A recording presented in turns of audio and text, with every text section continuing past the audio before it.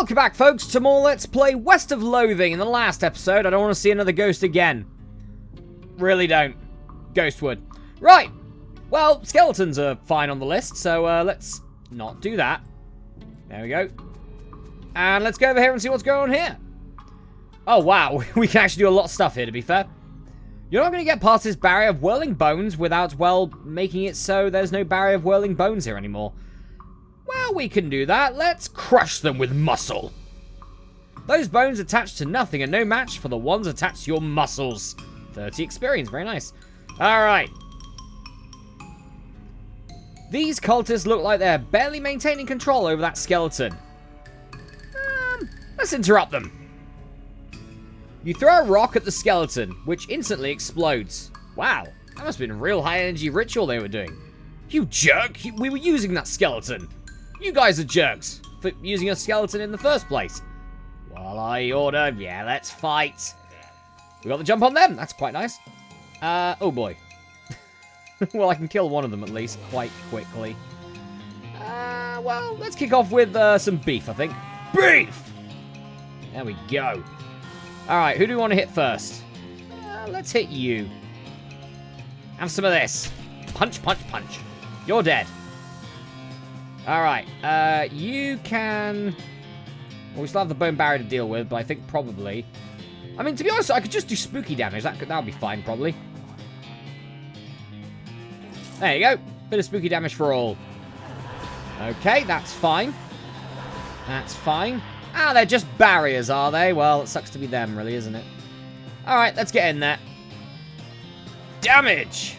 Take some stench damage to your face. Right, now... We can't kill you, but I can raise your stats at least. That's fine. We'll just do that. There we go, until you probably start whiffing. Alright, so this will kill you off. Lovely. You're dead now. I'll raise your stats again. Now I think you just whiff. Yep, you whiff. Alright, and now we just straight up win, because there is no way you can actually do enough damage to me. Let's just start destroying the barriers as well, because why not? It's amazing you're going for me, of all things, and you're not going for, you know, you're not going for Pete. But that's fine. Alright, well, I have the stronger attack, so I might as well start attacking these things. You can die next. Pete kills you! Alright, that will finish you off. And then we'll just do that. And I can beat you with the, there you go, with the old 1, 2, 3. That's like 200 damage with all those buffs as well. Victorious! Very easy victory there. Oh, we got a black hood.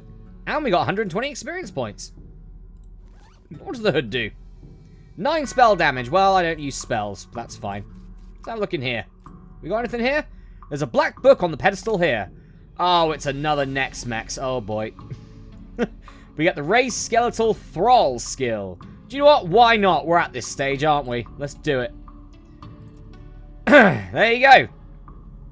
We've got that. And I don't feel so well. I've got thin blood. Oh, does that mean I take more damage or something like that?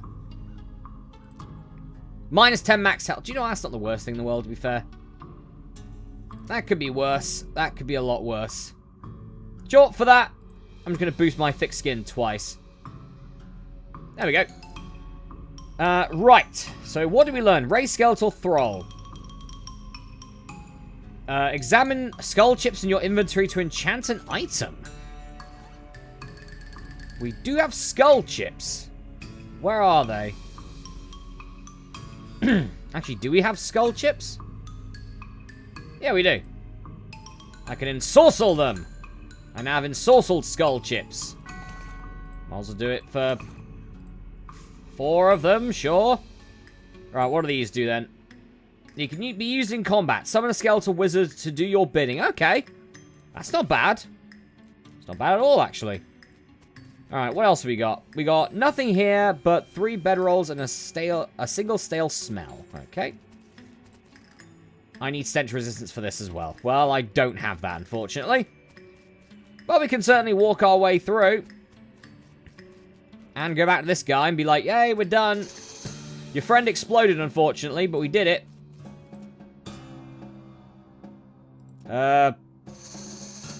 I took care of them already, yeah. Great! Whew, that's a load off my mind. Let me tell you. Here. You can have this worry stone. I don't need it now. Okay, we got a worry stone. Offhand +6 moxie. Alright, so that was for the stove door, which is +4 armor. I quite like the armor, you know. Means I take less damage that way. Even though moxie could be useful. That could be useful for later, to be fair. Alright. So with that done, I can't even remember what we were supposed to be doing. Let's go to the Curious Copse, sure. Oh yeah, I think we probably was going back to Breadwood, weren't we? There's an open grave here. Sure, let's see what we find. Oh, nice. Grave dirt, gold skull, handful of loose teeth. Sounds good. Alright, what have we got here? Your El Vibrato transponder begins beeping slowly and quietly. Is there something here? There might be something here. It's a medium tempo now. I need foraging again. We also have this. This thing looks pretty tough and pretty attentive. Let's fight it, because why not? We got the jump on him. And he's actually dead in one hit. Didn't even need the beef. Punching! Punching kills you. Alright, we got some El Vibrato scraps. Very nice. Oh, jeez. Is that all we've got here? Oh! We reached a deafening volume. We made it in. To this facility. Okay. What do we got? Nothing? Let's see what's in here, then. Oh, that just takes us straight out. Okay, so there's nothing here we can work with right now. I would have liked to have gotten a coffee cup, to be fair, but oh well. Is that all? Yes. Okay. Interesting. Okay, Breadwood. Go back to old Breadwood. Were we already on a mission? Oh, yeah.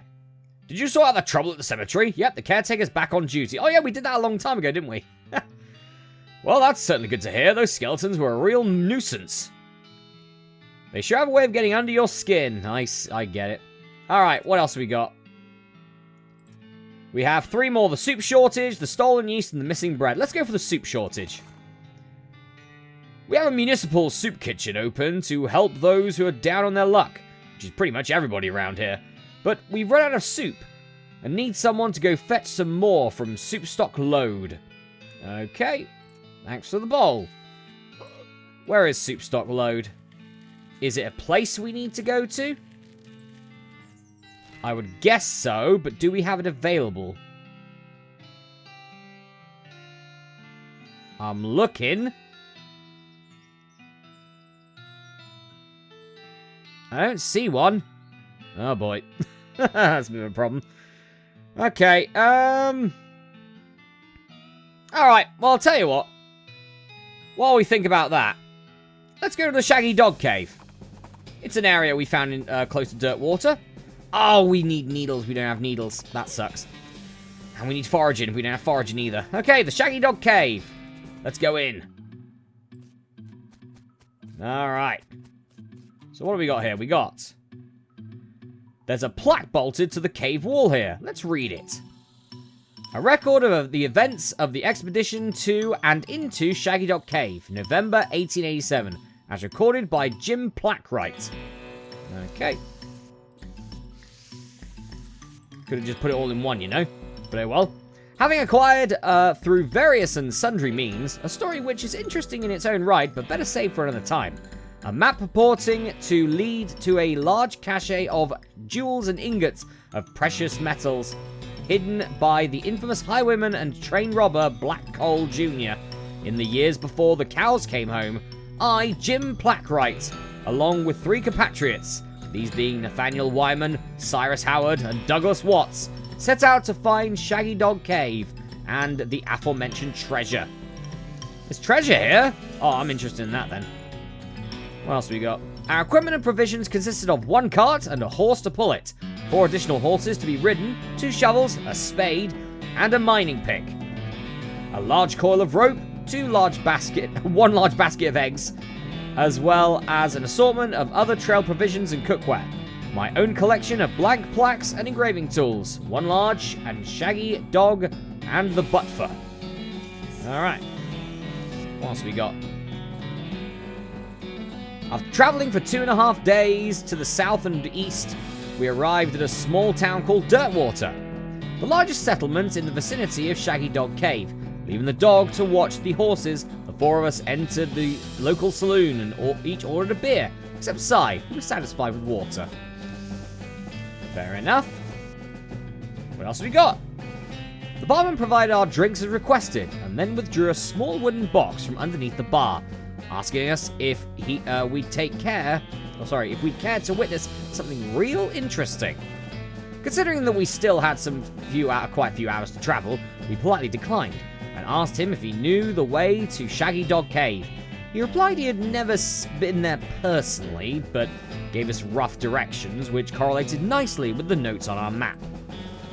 Okay. What else we got? Upon leaving the saloon, we discovered that to our dismay, that some unknown villain had tampered with our wagon. Fortunately, the only supplies missing were the butt-for and the entire basket of eggs, apart from the one which Doug had concealed within a pocket for safekeeping. We also discovered that the dog had absconded with one of the horses, forcing Nate and Sai, after a drawing of lots, to share. Okay. Is there just these here, I'm wondering? I wonder. After acquiring a barrel of fresh water for the trip, as well as a replacement butt-for, we headed out to the open desert. The sun shone down mercilessly upon us, though we took small solace in the fact that it would have been far more intolerable had we made our expedition during the summer months, rather than November. In order to pass the time on the trip and resist becoming dazed from the heat and susceptible to desert mirages, we exchanged stories of our youth, which I will not be retelling here for reasons of length. Okay. What have we got here? However, I will relate to you 3 odd occurrences that happened to us during our trek through the desert. The first was 2 or 3 hours out of Dirtwater, when Nate noticed a glint of sunlight upon a metallic object, partially buried in the sand. This was revealed to be a brass oil lamp of foreign design and manufacture, which fortuitously still contained a quantity of oil. Deciding this might come in handy, we stashed it in the wagon with our other tools. Okay. Next one. I'll read them all, damn it. I will. Our next encounter was with a nomadic goblin tribesman, who we discovered spoke excellent English. It inquired as to our destination, and we replied that we were looking for the Shaggy Dog Cave. Though we did not disclose the reason for our journey, the goblin confirmed that we were heading on the correct course, and mentioned that he had only a short time earlier witnessed a large and shaggy dog riding a horse in the same direction. We all agreed that this was an unusual sight indeed, and continued on our way.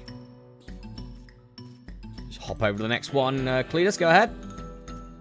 Sometime later, we encountered a large adobe hut. Adobe,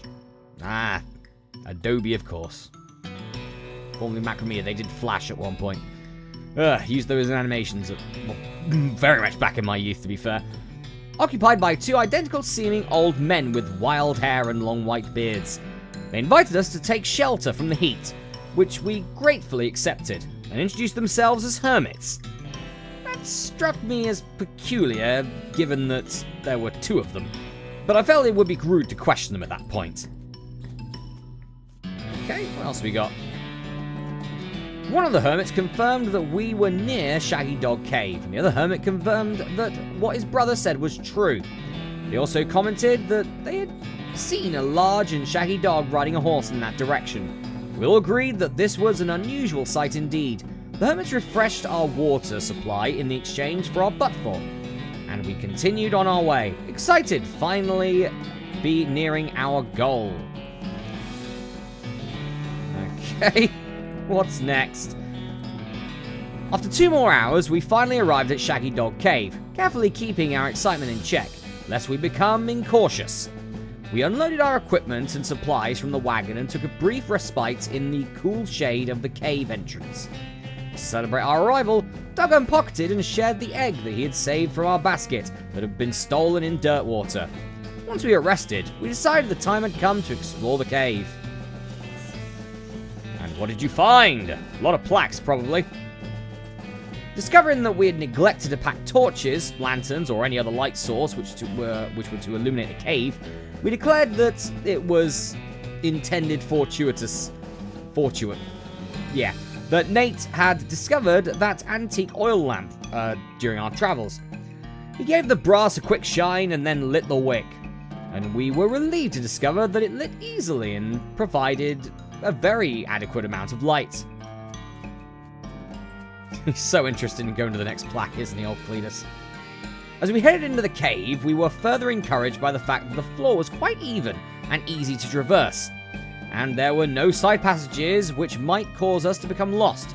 Despite this, I resolved to hang a number of plaques to mark our progress through the cave and engrave them with the tale of our journey, such that others who discover this cave after us might be entertained and edified by our story.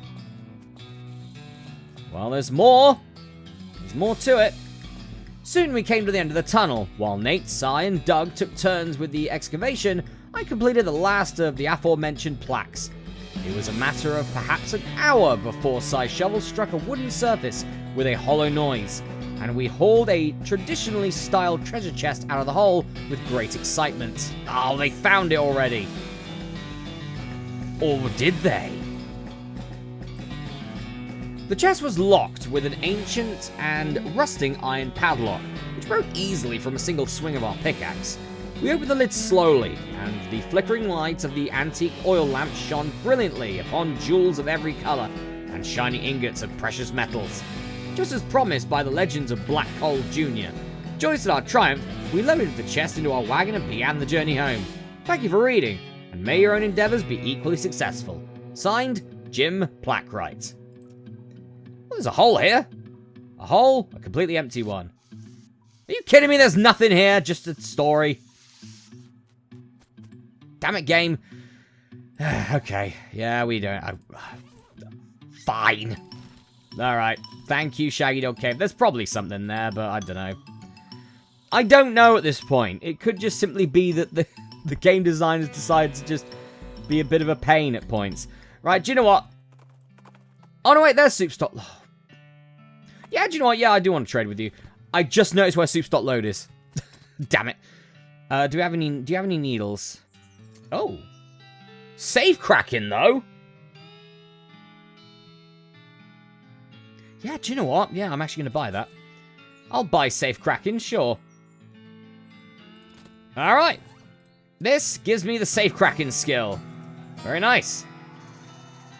Alright, so now we can get into safes. Could be useful. Could be very useful. At some point. Safes surely have more stuff in it. Surely. Yeah, I just noticed. Right below us is Soupstock Load. Oh. We've got an old cow. Oh, that's not an old cow. That is a cairn cow. I shall smack it with my, fists. Just gonna break it completely. Thank you. Thank you very much. We got an unglyph horn. We also got a brass bull ring. Very nice. I can summon skeletons now, which is quite fun. Let me guess. It's, what was it? Yuck. It's a yucca. Of course it is. And we need foraging. Because why wouldn't we ever need foraging? Where do we get foraging? I may want to have a look at that. Anyway, we made it here to Soupstock Load at least. That's good. I need a needle for the toolbox. That's a shame. Oh! We got a bowl of soup from here. Oh, wow. This might be a simple one, then. If this is all we need to do. Just get a couple of these sorted, and we should be fine. I'd like to... Can I interact with this? But apparently not. Okay. The elevator is inoperative. Attempt to fix it. Oh, it's this one. I think. Okay. Smack the elevator into shape. Percussive maintenance. You smack the elevator in the exact spot to correctly position all 3 bolts. All in a day's work. Oh, did we do it? Because we have percussive maintenance. Did we just do that? Oh, thank God for that. Okay. We'll just get some more soup then. Oh, what do we got here? Ooh. Your elevator transponder goes crazy when you get it near this crack. Let's break through this pickaxe then. We got another chamber. I need a keystone for this. I don't have keystone. I don't have anything for that either. Okay, well, we got some things here. Alright, let's just go get some more soup, shall we? Oh, hello. We got some snakes here. There are hundreds of snakes lounging around in this pool of hot soup. Let's fight some of them. You are quite weak. Beefy! I'm not strong enough to kill both of you, but, you know, not in one turn at least. Nor's Pete, to be fair, but he's close. He's close. Now, what are you going to do? Ooh. It's a lot of damage, to be fair. Die as you must. Alright, nice. I'll take some of this stuff, and some meat, too. There's a lot of heat, but you can take it. Let's just get the soup. I mean, can we just keep killing these guys? Can we just keep killing these guys? That's a good question. Seems like we can just keep killing these guys and getting a lot of experience and meat, which, to be fair, actually, might not be a bad idea. That's a muscular soup snake. 8 damage. My pride is hurt. How dare you hurt my pride? I'll punch you for hurting my pride. Lovely. Yeah, we can just keep fighting more. We can literally just... Okay. Surely this ends at some point, or they just get stronger. That was an eldritch soup snake, and then we got a muscular one here, which is going to do like 8 damage to us. He's bulky, but, you know, not as bulky as we are. Ooh, 9 this time. 9 damage. Oh, no. Punch, punch, punch. Alright, cool. Sounds good to me. Alright, solid. Let's do one more fight. Grab some. I mean, yeah, this really isn't an issue, is it, really, at this point? Not for us. I mean, it's a good way to get some experience, though. That's quite alright. Oh, no! You spookied me. I'll now punch you in the face. You're not a cow, but, you know. We'll do it anyway. Alright, well, we did what we needed to do. So I think, technically, we can move on from here. I got the soup. You're a real lifesaver. I was about ready to gnaw my own beard off. Yeah, don't do that. Let's offer more help, sure. What else have you got? The stolen yeast. Sure.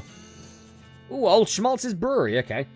We take our yeast supply very seriously here in Breadwood, and that dang yeasty gang made off with a whole lot. A couple of fellas said they saw them loitering around in the old brewery, so that's probably where they made their hideout. We need that yeast back.